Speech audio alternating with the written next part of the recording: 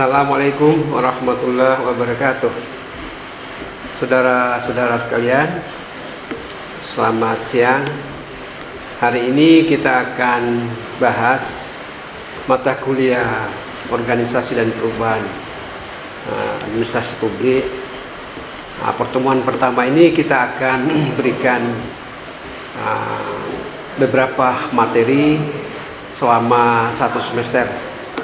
Yang hari ini kita akan bahas tentang pengertian perubahan. Perubahan adalah membuat sesuatu menjadi berbeda. Jadi perubahan, pergeseran dari keadaan sekarang, suatu organisasi menuju pada suatu keadaan yang diinginkan di masa depan. Perubahan tersebut dapat terjadi pula struktur organisasi, proses mekanisme kerja, sumber daya manusia dan budaya. Perubahan tersebut merupakan organisasional yang merupakan transformasi secara terencana atau tidak terencana di dalam struktur organisasi, teknologi, dan atau orang.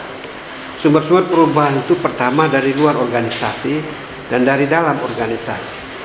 Dari luar organisasi terdiri dari kondisi ekonomi nasional, nilai-nilai produk, perubahan kondisi pasar, teknologi baru, peraturan baru, standar dan kualitas baru.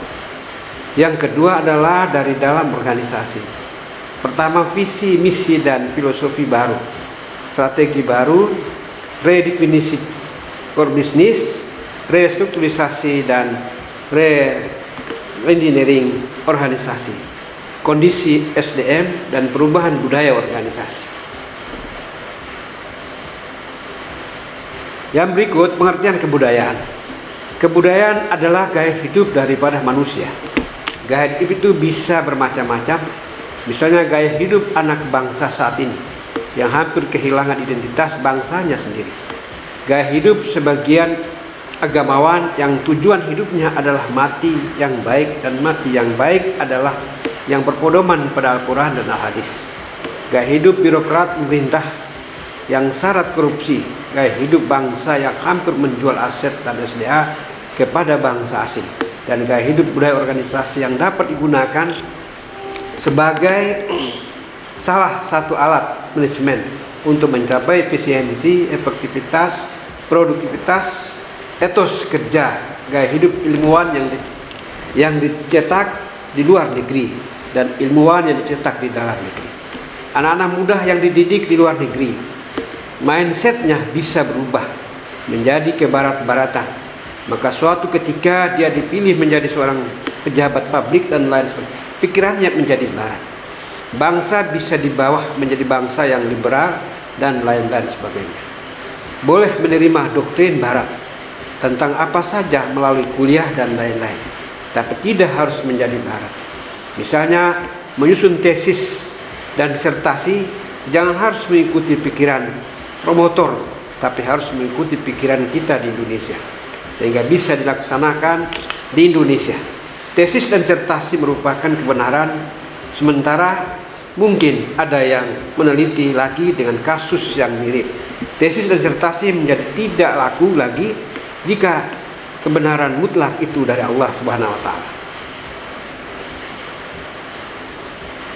Pengertian organisasi. Organisasi adalah kerjasama dua orang atau lebih untuk mencapai tujuan yang telah mereka tetapkan bersama di waktu yang lampau.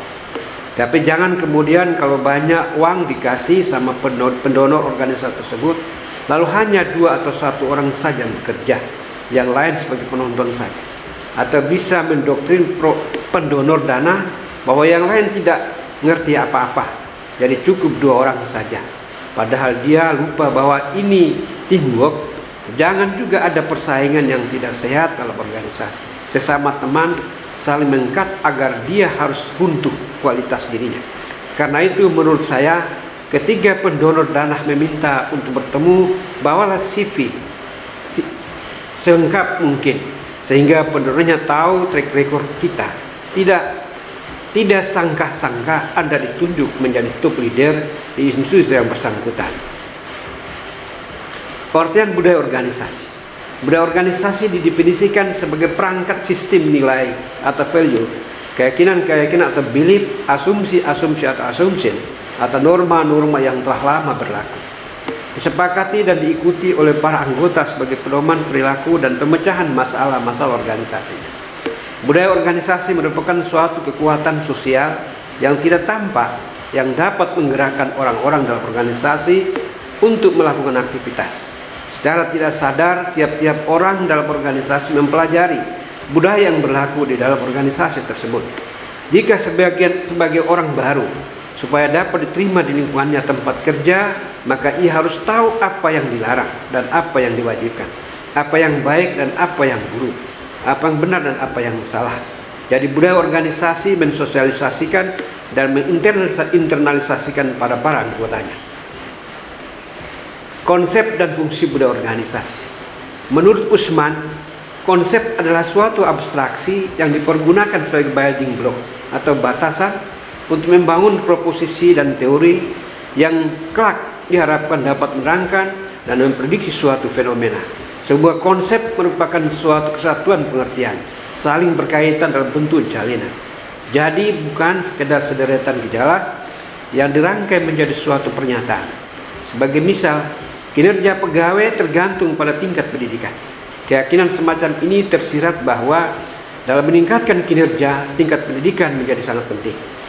Jika kita berpedoman pada pengertian konsep tersebut, maka budaya organisasi sebagai sebuah konsep di mana terdapat sebuah jalinan yang saling berhubungan. Misalnya organisasi itu dapat berjalan lancar, maka setiap anggota organisasi harus mentaati semua aturan yang berlaku di organisasi tersebut, baik yang dilarang, yang diwajibkan, yang baik dan yang buruk, yang benar dan yang salah. Jadi konsep budaya organisasi. Dari sisi fungsi budaya organisasi mempunyai beberapa fungsi sebagai berikut. Budaya mempunyai suatu peran pembeda. Hal ini berarti bahwa budaya kerja menciptakan perbedaan yang jelas antara satu organisasi dengan yang lainnya. Budaya organisasi membawa suatu rasa identitas sebagai anggota organisasi. Budaya organisasi mempermudah timbul pertumbuhan komitmen pada sesuatu yang lebih luas daripada kepentingan diri individual. Budaya organisasi itu meningkatkan kemantapan sistem sosial. Pengertian publik. Publik dapat diartikan sebagai masyarakat. Jadi masyarakat adalah kumpulan orang, kelompok yang hidup dalam suatu wilayah. Karena itu kemudian jika terdapat masalah di sana, maka ditempuh kebijakan publik. Wahab mendefinisikan kebijakan sangat sederhana sebagai pedoman untuk bertindak. Kebijakan dalam maknanya seperti berupa deklarasi mengenai dasar pedoman bertindak atau arah tindakan atau suatu program aktivitas atau suatu rencana tertentu. Aktivitas politik tersebut dijalankan sebagai proses pembantuan kebijakan dan divisualisasikan sebagai serangkaian tahap yang paling bergantung yang diatur menurut waktu, penyusunan agenda, formulasi kebijakan, adopsi kebijakan, implementasi dan penilaian kebijakan. Kebijakan publik menurut Nugroho adalah segala sesuatu yang dikerjakan pemerintah, mengapa mereka melakukan, dan hasil yang membuat sebuah kehidupan bersama tampil berbeda. Pengertian tersebut dapat disimpulkan bahwa segala sesuatu yang dikerjakan pemerintah, yaitu kebijakan publik, berkenaan dengan setiap aturan main dalam kehidupan bersama, baik yang berkenaan dengan warga ataupun warga dengan pemerintah. Demikian paparan hari ini, pertemuan pertama hari ini. Mudah-mudahan saudara bisa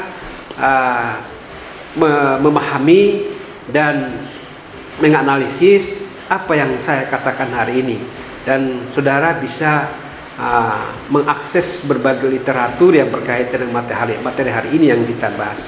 Karena itu saya berikan tugas kepada saudara, apa yang kita bahas hari ini, minggu depan saudara bisa bawakan satu resume singkat dari apa yang saya paparkan hari ini, yang dilengkapi dengan berbagai literatur, apakah literatur bersifat primer ataupun literatur yang bersifat sekunder.